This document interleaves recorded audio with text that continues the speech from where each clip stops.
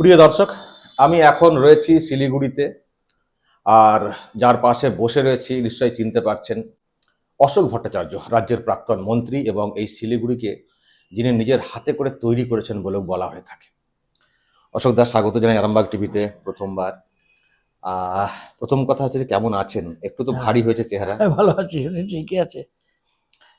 এবার তো ভোটের কাজ তো কম নাকি, যেহেতু আপনাদের নিজস্ব না, প্রার্থী। ভোটের কাজ আমি এমনিতে আমার পার্টির কাজ আগের থেকে অনেক কম। কারণ আগে তো আমি সরাসরি পার্টির রাজ্য সেক্রেটারি মেম্বার ছিলাম, অনেক সময় যেতে হয় এখানে সেখানে, সেটা এখন যেতে হয় না।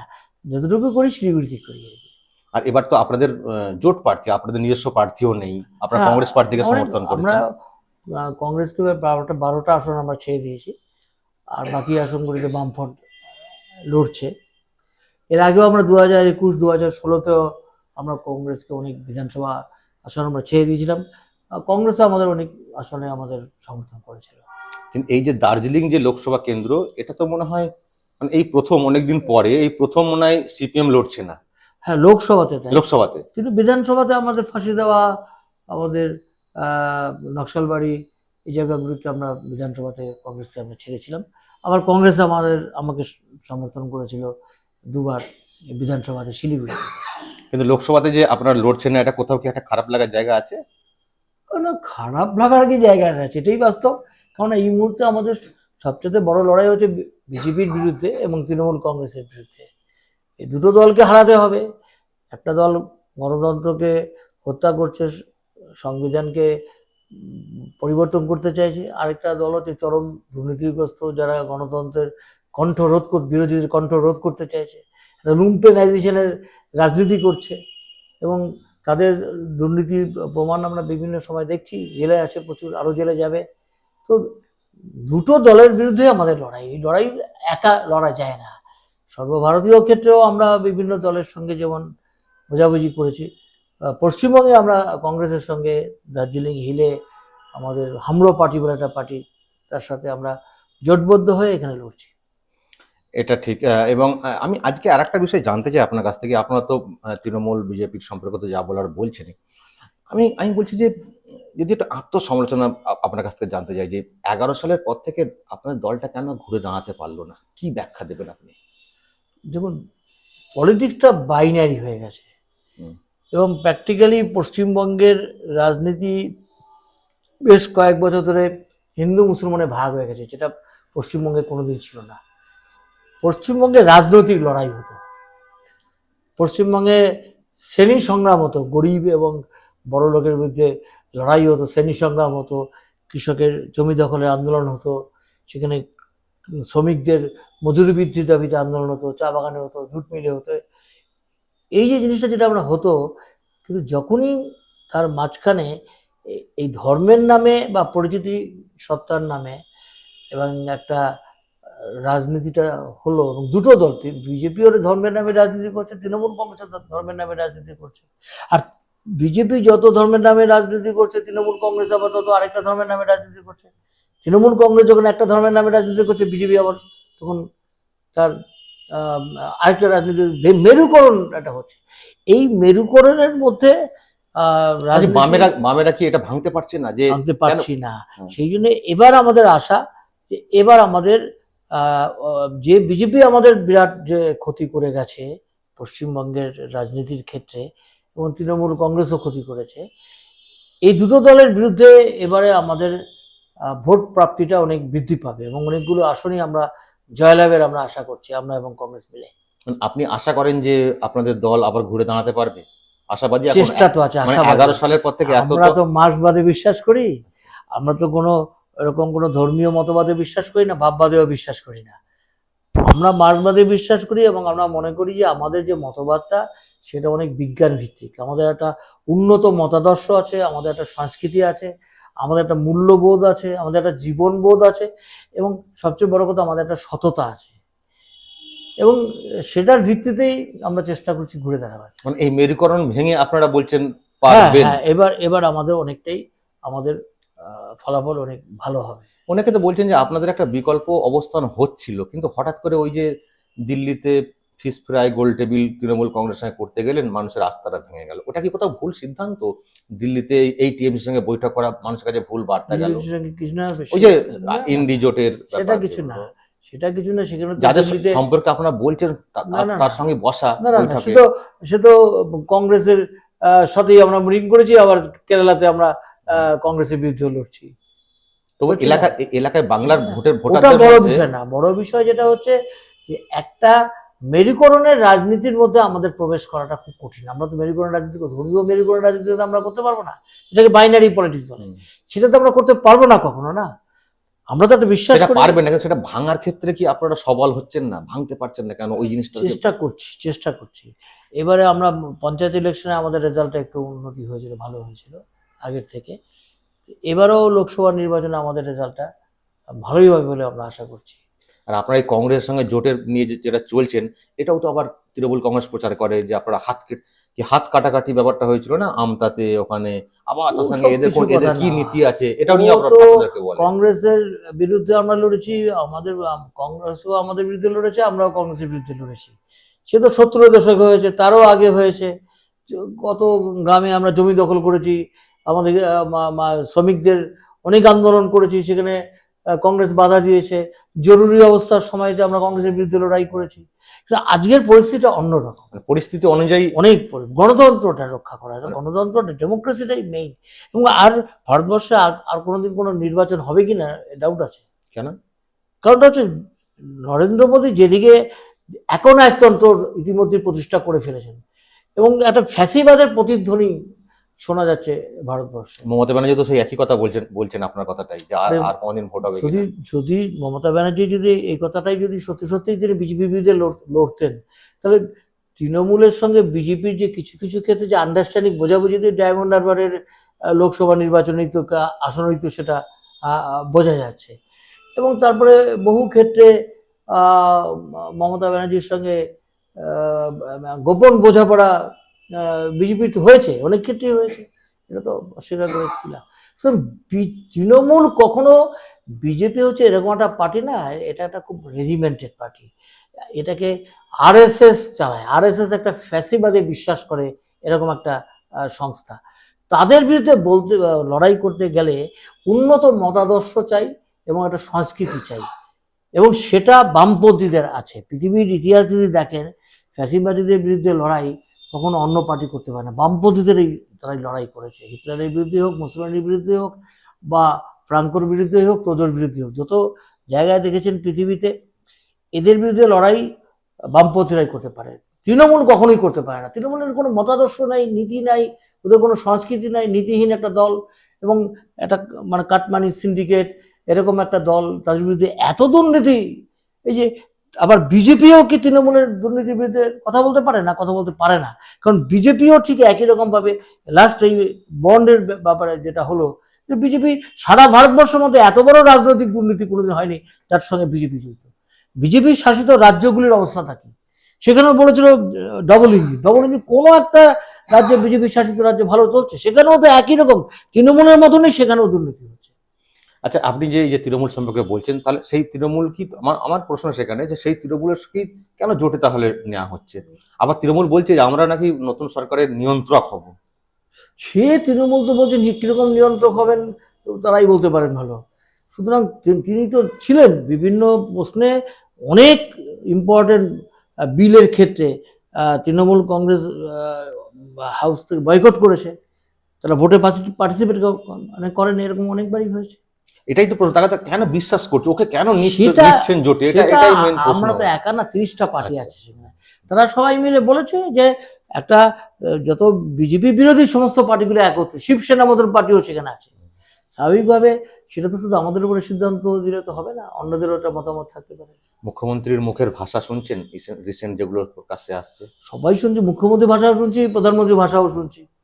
মুখ্যমন্ত্রী যে ভাষায় কথা বলছে, প্রধানমন্ত্রী একই ভাষায় কথা বলছেন। প্রধানমন্ত্রী নিজেকে ভগবান মনে করছেন, ঈশ্বরের দূত মনে করছেন, আর মমতা ব্যানার্জি নিজেকে দেবী মনে করছেন। তিনি নাকি বাংলাকে গড়ে তুলবেন, তো আবার তিনি নাকি ভারতকে গড়ে তুলবেন। এবং আজকে দুজনেই কিন্তু তারা সরকারে এলে কি করবেন কেউ কিছু, প্রধানমন্ত্রীও বলতে পারছে না। প্রধানমন্ত্রী দুটো কথা বলছেন, আমার একটাই মানে তার 10 বছরের কি কাজ উনি বলেছেন যে দুটো কাজ করেছেন।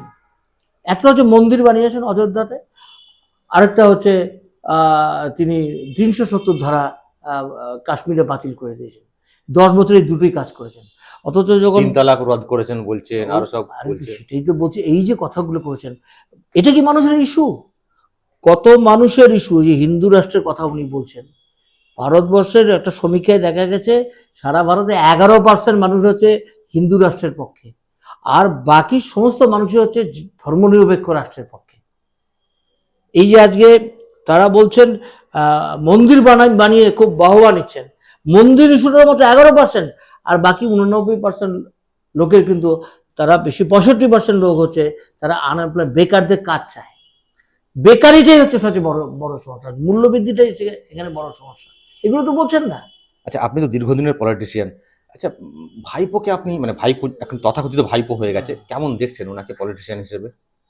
উনি কি পলিটিক্স করে আমার এ সম্পর্কে কোনো ধারণা নেই। ভালো কারণটা হচ্ছে গর্জান চ্যালেঞ্জ ছিলেন সবসময়, মানে তারা চ্যালেঞ্জ ছিল কি না ছিল, মানে চ্যালেঞ্জ ছোড়েন সবসময়। কি চ্যালেঞ্জ ছোড়েন, হঠাৎ করে তিনি বড়লোক হয়ে গেছেন, এটাই সবচেয়ে বড় তার। গত 5 বছরের মধ্যে এত দ্রুত বড়লোক হয়েছে দুজনে, অমিত শাহের ছেলে আর ওনার ভাইপো, এই দুজনেই সবচেয়ে বেশি বড়লোক হয়েছে, এটুকুই আমি জানি আর কি, থেকে আর কি জানি। আচ্ছা, মানে আপনি দুটো দুটো দলের কথা বারবার বলছেন, আপনি কি দুটো দলকে সমানভাবে দেখছেন না কেউ একটু না একটু কম বেশি না দেখছেন? না না, আমরা প্রধান শত্রু হিসেবে পার্লামেন্টের নির্বাচনে আমরা বিজেপিকেই মনে করি, কিন্তু পশ্চিমবঙ্গের ক্ষেত্রে আমরা মনে করি তৃণমূল কংগ্রেসের এমন কিছু অ্যাক্টিভিটিস মানুষকে তৃণমূলের বিরোধী করে তুলেছে, তারা একটা স্পেস দিয়ে দিচ্ছে বিজেপিকে। আমি একটা ছোট্ট উদাহরণ দিচ্ছি। মমতা ব্যানার্জি যেদিন ঈদের দিন নামাজেরকে যে বক্তৃতাটা দিলেন এবং সেখানে ভোট চাইলেন প্রকাশ্যেই একটা নামাজ মিটিংয়ে, ঠিক একই সময় কিন্তু এটা কিন্তু বিজেপিকে হেল্প করলো হিন্দুদেরকে একত্রিত করার জন্য। আমরা তো এটাই বলছি, একটা তারা কতগুলো লুজ বল দিচ্ছেন এই বিজেপিকে কিছু অ্যাডভান্টেজ নেওয়ার জন্য। মমতা ব্যানার্জি এই যে জ্যোতি বসু একটা কথা বলতেন না সবসময়তেই, মমতা ব্যানার্জির সবচেয়ে বড় অপরাধ হচ্ছে বিজেপিকে হাত ধরে নিয়ে এসছে 1998-99 সালে, তখনই 2টো সিট বিজেপি জিতেছিল। কিন্তু একটা কথা বলা হয় যে যে রাম মন্দির বলছে এটা তো ভারতীয় সংস্কৃতি, আর সিপিএম তো চীনের সংস্কৃতিকে নিয়ে চলে, এটাও তো আপনার দিকে সংস্কৃতি নিয়ে কে বলছে? পাগলে বলবে এসব কথা, পাগলে বলবে। ওদের কাছে চীন দেখুন, আমাদের একটাই কথা হচ্ছে যে আমাদের কেউ ধর্মে বিশ্বাস করতে পারে, কেউ ধর্মে বিশ্বাস নাও করতে পারে, কিন্তু আমরা সমস্ত ধর্মকে সমানভাবে, ধর্মের প্রতি সমানভাবে শ্রদ্ধাশীল। আমরা ধর্ম নিয়ে রাজনীতি করবো না কখনো, কিন্তু কেউ ধর্ম করতেও পারে, কেউ ধর্ম নাও করতে পারে। আমরা কখনো চীন থেকে নিয়ে সেসব কথা কতগুলো ছেলে ছোকরাদের কথা, চীনের সমর্থন বলে দেখি, ছেলে ছোকরাদের কথা। আমরা সমাজতন্ত্রের পক্ষে, আমরা সোভিয়েত রাশিয়ার পক্ষে, চীনের সমাজতন্ত্র সেখানে তার পক্ষে, তার মানে এটা নয় আমরা কিউবার সেখানে সমাজতন্ত্র সমাজ ব্যবস্থা আছে তার পক্ষে, আমরা ভিয়েতনামের সমাজতন্ত্রের পক্ষে। পৃথিবী জুড়ে সমাজতন্ত্রের যে আন্দোলন, সেই আন্দোলনের প্রতি আমরা সহমর্মিতা জানাই, কিন্তু তাদের ধর্ম, তাদের ওখানে কি ধর্ম আছে, তাদের দেশ, এরকম ব্যাপার নয়, সেরকম কোনো কিছু ব্যাপারই কোনোদিনই। আর একটা যেটা হচ্ছে যে আমি আরেকটু বলি, আপনার দল এখন যেভাবে চলছে সিপিএম, এটা কি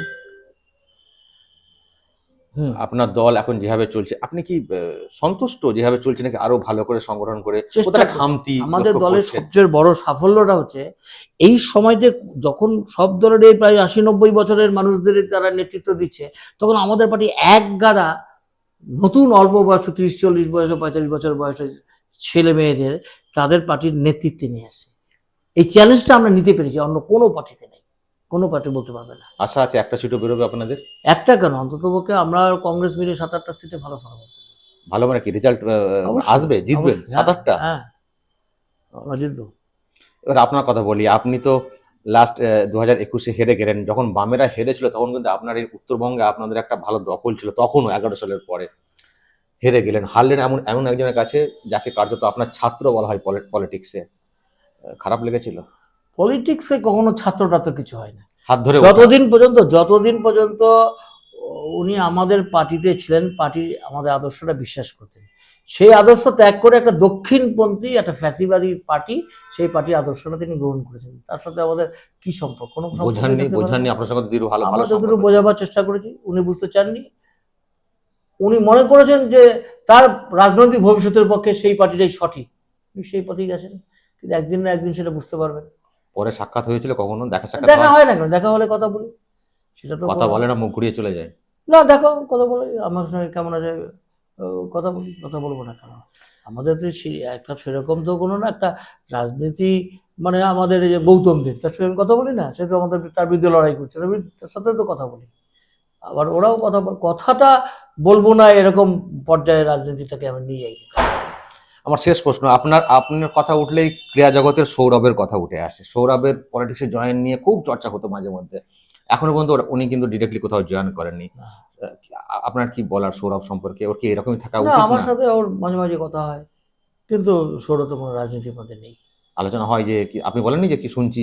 না, আমি এইসব কথা কিছু বলিনি। আমি খেলাধুলার কথাটা তাই সেটা বলি, কিন্তু ও রাজনীতির মধ্যে নেই। যেখানে যে যে অবস্থা আছে সে অবস্থা, এটাই ও বলেছে আর কি। এবং আপনি ওটাই চান যে কোনো দলের না গিয়ে? আমার ব্যক্তিগত অভিমত তাই, যে এরকম একজন প্রাক্তন খেলোয়াড়, সে সেখান থেকেই কন্ট্রিবিউট করুক। সেটা তো কে রাজনীতি করবে না করবে সেটা তার বিষয়। অবশ্যই অবশ্যই। কিন্তু আমি তো আর বসে তাকে পরামর্শ দিতে পারি না। কিন্তু ও রাজনীতিতে নেই, এটাই আমাকে বলেছে। আচ্ছা, তবু আমি আপনার অ্যানালিসিস আরেকবার জানতে চাই। এই 42টার মধ্যে আপনারা 7-8টা বললেন, আর কোন দিকে কি যেতে পারে আপনাদের অ্যানালিসিস? আমি এটা বলতে পারবো না, আমি একেবারে শিলিগুড়ির মধ্যেই আছি। ওখানে তো বিজেপি নাকি অনেক বেশি টার্গেট করছে, 30টা বলছে, দিদি বলছেন 42টা। না না না, বিজেপি ওই নর্থ বেঙ্গলে কিছু সিট পাবে, উত্তরবঙ্গে আর কি। উত্তরবঙ্গে তৃণমূলে কোন সিট আসবে? হ্যাঁ, উত্তরবঙ্গে তৃণমূলের সিট আমার মনে হয় না, আহ, কিছু গতবার থেকে কিছুটা পার্সেন্টেজ বাড়বে? হতে পারে, পার্সেন্টেজ কিছু বাড়তে পারে। সিট বেড়ে বলে কোনো? আমাদেরও বামপন্থীদের মালদায় দুটো, একটা রায়গঞ্জ, সে সিটটা আছে। আর আছে জলপাইগুড়ি সিটটা আমাদের একটু ভালো বড় লড়াইয়ের জায়গায় আছে পার্টির হিসেবে। আমি আপনাদের কথাটা ছেড়ে দিয়ে যদি বলি যে প্রথম দফায় যে 3টে সিটে ভোট হলো, তার মধ্যে তৃণমূল একটাও বের করতে পারবে? ওর যে বিজয় মিছিল করে ফেললো। হ্যাঁ, বিজয় মিছিল করছে, এটা খুব হাসির খোরাক সৃষ্টি হ্যাঁ, করেছে এটা। হ্যাঁ। এটা কখনোই মানে হয় না, এত তাড়াতাড়ি একটা বিজয় মিছিল করে আসলে ওরা ওই এনার্জি দিয়ে রাখছে না, এইসব পরে পরে এগুলো হয় ভোটগুলোতে। নাকি? আজকের দিনে মানুষ অনেক সচেতন, এসব দিয়ে হয় নাকি? মানে ওই 3টে সিটের মধ্যে একটাও বেরোবে তৃণমূলের বেরোবে বলে আপনার মনে হয় আমার না? মনে হয় না, আমার মনে হয় না। বিজেপি উত্তরবঙ্গে বেটার করবে, আপনি যেটা বলছেন। আর আপনার এমনি এখন সময় কি করে কাটছে বাড়িতে? এই ইলেকশনের প্রচুর মিটিং করছি, এখানে যাচ্ছি, পড়াশোনা করছি, তারপরে লেখালেখি করি। কলকাতা যাওয়া? কলকাতা যাই, রাজকুমারী মিটিং থাকলে যাই, এমনিতে যাই কখনো কখনো, কম যাই, কম যাই। যাক, আপনি এখনো আশাবাদী যে বামপন্থীরা আবারও এই রাজ্যে হ্যাঁ, শাসনে আসবে? বামপন্থীদের ঘুরে দাঁড়াতে হবে, এই জন্য, শুধু বামপন্থীদের জন্য না, রাজ্যের জন্য, দেশের জন্য। এই মুহূর্তে যা বিপদের সৃষ্টি করেছে, বামপন্থী ছাড়া পার্লামেন্টে শ্রমজীবী মানুষের, কৃষকদের কথা, গণতন্ত্রের কথা এবং আমাদের এই যে মানুষের কথা এ বলতে পারে একমাত্র বামপন্থীরা। ইতিহাস ঘাটতে দেখবেন এটাই। সেটা কত সময় লাগবে? মানুষ তো ভেবেছিলেন যে দেখা যায়, কিন্তু পরিস্থিতিটা তো ওটা জটিল পরিস্থিতির মধ্যে আমরা আছি। আমি বললাম তো, এটা রাজনীতিটা যখন মেরুকরণ হয়ে যায়, ধর্মীয় মেরুকরণ, তখন খুব কঠিন হয়। আমরা আশাবাদী এবার আমরা অনেকটা রিগেইন করব, আমি এটাই বলছি। দিদি নাকি খুব বলেন যে আমি 1 পয়সা নেই না, আমি চা খাই না সরকারি পয়সায়, আর আমাকে বলে আমি চোর। এসব বিষয়ে কিছু মন্তব্য করতে চাই না।